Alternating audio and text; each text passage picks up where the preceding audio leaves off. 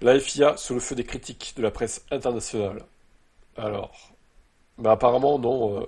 Le fait de critiquer la FIA, on passe pour des gens qui ne respectent pas les décès du Grand Prix de Belgique, qui ne respectent pas les pilotes décédés sous la pluie ou je ne sais quoi, ou je ne sais quelle autre connerie. Bon, c'est les fragiles qui disent ça, de toute façon, voilà. Mentalité de faible. Et le sport auto, c'est dangereux, les amis. Le sport auto, c'est dangereux. Alors, ça l'est moins qu'avant, hein, bien sûr. Mais c'est aussi ça, le risque. C'est le sport auto. Bon, ils sont payés des millions. Encore une fois, il y a un petit risque non négligeable de mourir. Voilà, c'est comme ça. Que ce soit la F1, la F2, la F3, voilà. Ils le savent, hein, les pilotes. En s'engageant en sport auto, ils le savent qu'il y a toujours un risque de se blesser gravement ou de mourir. Ils ont choisi cette vie. Ils ont choisi cette vie, maintenant. Voilà. Alors, évidemment, l'idée, hein, c'est pas de les envoyer au suicide non plus. On est d'accord. Mais à ce point, encore une fois, ça pourrait rouler au bout d'une heure. Largement. Marca. En Formule 1, les 20 meilleurs pilotes du monde courent. Alors, peut-être, entre parenthèses, les 20 meilleurs, du coup. Les 10 meilleures équipes, les meilleurs ingénieurs et stratèges, plus le grand luxe, sur la meilleure scène, la F1 a tout cela et le mérite. Mais aucune course n'a lieu sous la pluie. Comme si c'était en feu, comme si c'était plus effrayant que ça devrait être quand il pleut, le top tourne dans un spectacle ridicule. Ça s'est bien sûr passé à Spa aussi. Alors Silverstone, pour le coup, ça allait, quoi. Ils ont plutôt bien géré, je trouve, la pluie à Silverstone. Mais à Spa, je sais pas. À Spa, il y a un blocage. Il y a un blocage parce qu'il y a eu trop de morts à Spa, malheureusement, et bah, je pense que la FIA est faible à Spa, mentalement. Une heure de hiatus supplémentaire a suivi alors que la pluie s'intensifiait. Lorsqu'elle s'est arrêtée et que l'humidité a commencé à s'évaporer de la piste, la course a commencé derrière une voiture de sécurité qui est restée en piste pendant 4 tours. Plus longtemps que beaucoup d'observateurs pensaient nécessaire. En effet, les pneus intermédiaires n'étaient requis que pendant 7 tours. ESPN. Dans les séries US comme la NASCAR, les retards dus à la pluie sont la norme sur ovale. Oh, c'est insupportable ça d'ailleurs aussi. Après, je peux comprendre sur ovale, c'est dangereux quand même. Pourtant, l'USPN américain également estimait que la décision a conduit à ce que le concours manque d'un classique. Difficile d'échapper à l'impression que la F1 avait renoncé à un potentiel classique en attendant si longtemps pour commencer, surtout compte tenu de l'endroit où avait lieu la course. Le climat instable de la région a transformé beaucoup de courses à Spa, comme l'énorme crash en 98, peut-être le plus dramatique concours sous la pluie de tous les temps. Au moment où le retard a pris fin dimanche, la possibilité de répétition semble avoir disparu. Mais c'est sûr que 98, le crash était fou, quoi. C'était incroyable. Par contre, il n'y a jamais eu de blessé ni de mort à ce moment-là. J'aimerais quand même qu'on reparle de ça aussi, hein. Il n'y a jamais eu de blessés graves à Spa 98. Pourtant, les voitures étaient moins sécures que maintenant. Donc, ouais. Comme j'ai déjà dit dans la vidéo de Marco, là, moi, ma solution, elle est très simple. Tu organises un vote télévisuel, chaque pilote doit voter. Je sais pas, dans une pièce, il vote. Tu filmes le vote du pilote, comme dans Squid Game, tu filmes le vote. C'est un vote, en gros, voilà, les 11 qui votent. Si 11 votent oui, on roule. Si 11 votent non, on roule pas. Tout simplement. Et si on roule pas, eh ben on refait le vote dans un quart d'heure. Et à chaque fois, ben, on vote. On vote jusqu'à ce qu'on roule, en fait. Tout simplement. C'est eux les acteurs, c'est eux qui doivent décider. Ce n'est pas la FIA, ce n'est pas un mec dans une putain de medical car SUV. En plus, pourquoi d'ailleurs le SUV, ils ont pas sorti la safety car, je ne sais pas. Bizarre. Mais encore une fois, voilà. Ce n'est pas à eux, euh, gens de la FIA, d'apprécier si oui ou non la piste est praticable. Bordel.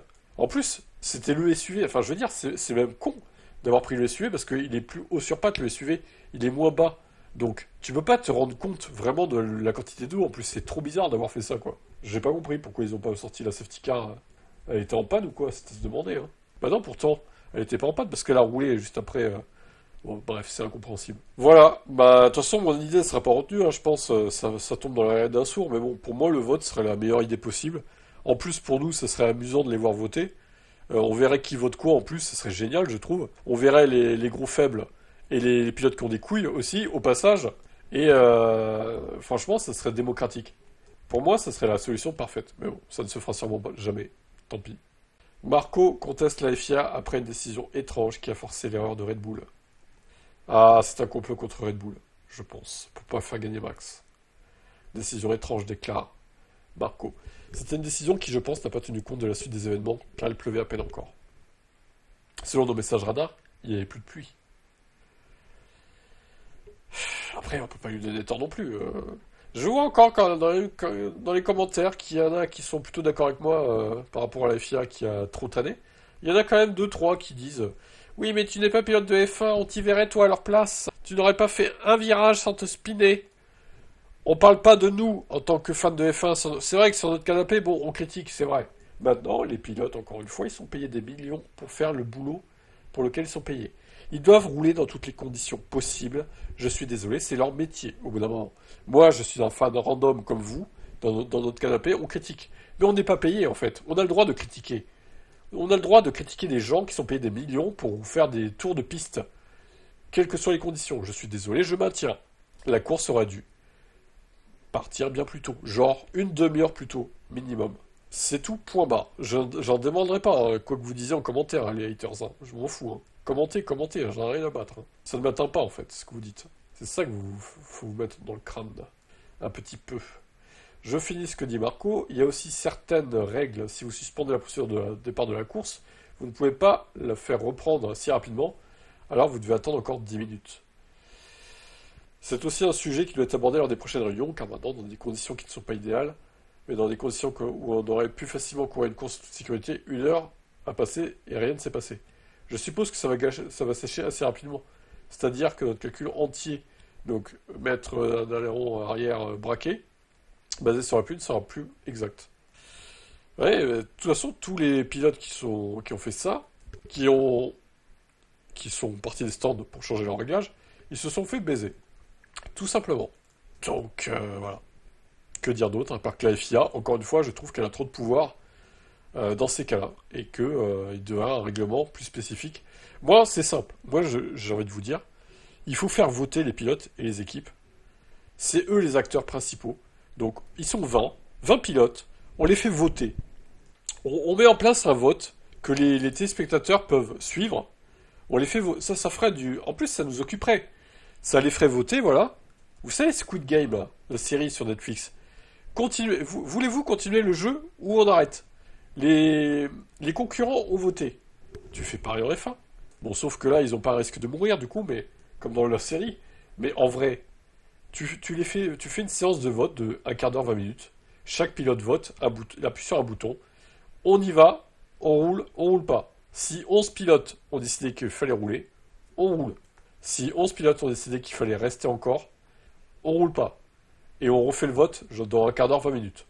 On fait un vote, voilà, comme ça. Putain, mais ce serait parfait en fait.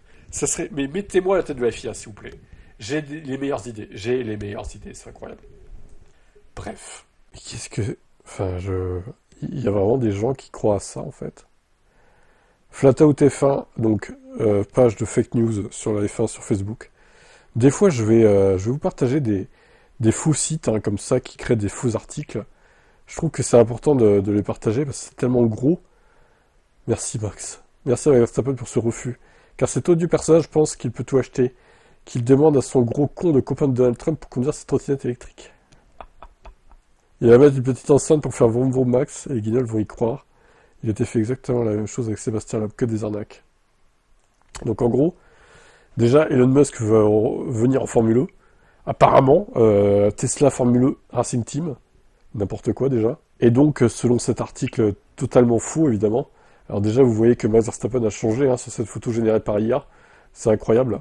Il a changé Max de visage. Alors, en gros, il a refusé 30 millions de dollars de la part d'Elon Musk pour rouler en Formule E dans l'équipe Tesla. C'est incroyable. L'accord a été, du coup, refusé au Grand Prix de Miami de cette année quand il y avait Musk. En plus, du coup, c'est même pas traduit totalement en français, du coup. Les mecs, enfin, je comprends pas leur logique. Ils font des faux articles pour faire du clic. Mais, enfin, ça se voit que c'est faux. Enfin, je veux dire, qui croit à ça, quoi, en fait. Je voulais vous le partager parce que là, c'est la pause estivale. De toute façon, il n'y a rien à se mettre de grandiose sous la dent. Mais faites attention aux fake news hein, que vous voyez sur Facebook et tout. Bon, là, ça se voit que c'est faux quand même. Mais il y a des trucs plus subtils et voilà. Peut-être que des fois, j'en partagerai d'autres, en précisant évidemment que c'est des fake news, pour débunker un peu tout ça, quoi. Donc voilà, Max n'ira pas en Formule E dans l'équipe de Tesla d'Elon Musk, du coup. Mince. Oh, ça aurait été si bien pourtant.